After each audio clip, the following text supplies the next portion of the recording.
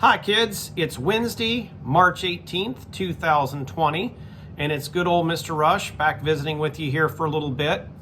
Yesterday I had an idea as I was getting ready to go to sleep, and the idea centered around one of my favorite things to do when I was in school in kindergarten.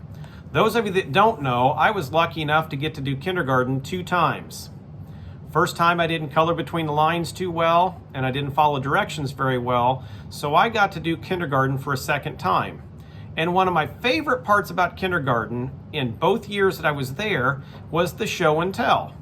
So I thought over the next couple of days I would take some time out of your day to relieve some of your boredom, and so I'd get to see you, to do some show and tell with you. So today I'm going to do show and tell just like I used to do back in kindergarten. Now, in my kindergarten days, when you did show and tell, you gave 3 clues to the people, and they would try to guess what your thing was before you showed it.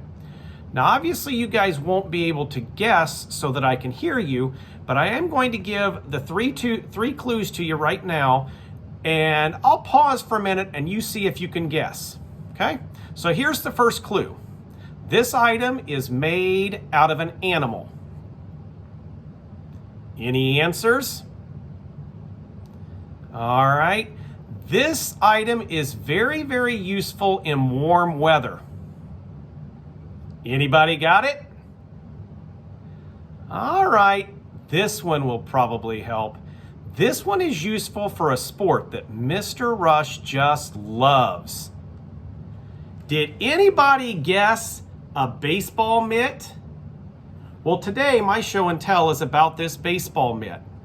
This was the first baseball mitt that I ever received as a child.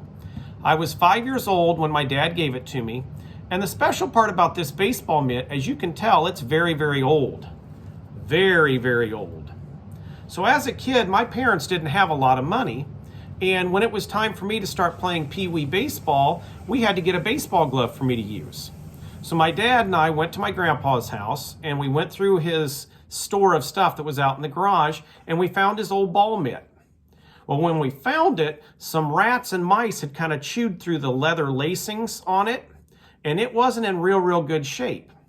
So my dad and I took it home, and he got a shoelace, and he laced it all back up for me, and we cleaned it up and polished it up, and it became the first ball glove I ever played with. Now, as you can tell, it's had a lot of use over the years. My kids have used it. Maybe one day my grandkids will get to use it too, but it's something that I hang on to because it reminds me that sometimes where you start out isn't where you end. I started with a very simple glove that honestly kids kind of teased me and made fun of me at first because it wasn't a very fancy glove.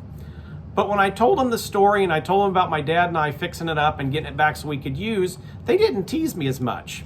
So that's my show and tell for today, kids.